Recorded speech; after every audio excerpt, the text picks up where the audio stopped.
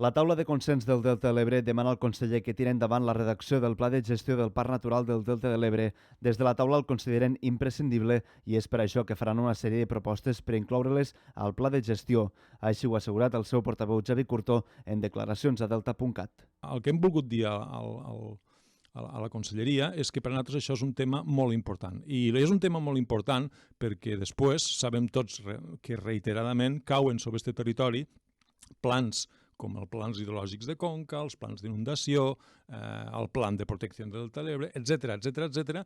I tots, absolutament tots, tenen molt en compte el que des del Parc Natural ho tenen com a pla de gestió pròpia.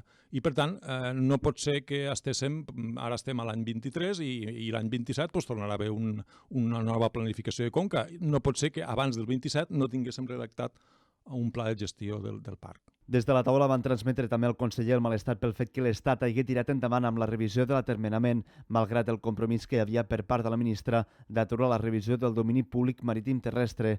Des de la taula asseguren que no estan d'acord amb la quantitat d'hectàrees d'arrossars que s'incorporen al domini públic, així com també el fet que inclogui algunes infraestructures com les estacions de bombament de la comunitat de regants de l'Esquerra. Tenim desacords en quant a algunes hectàrees de terrenys cultivables que s'instaurarien dins el domini públic marítim terrestre. Tampoc podem estar d'acord en el que us dia abans, que es poden quedar dins el domini públic marítim terrestre moltes infraestructures de les comunitats de regants, que són estructures hidràuliques, no són ni xiringuitos ni coses d'aquestes, no? Llavors tampoc podem estar d'acord perquè en el cas del Delta les bombes tenen una funció hidràulica claríssima, que és la de desaiguar.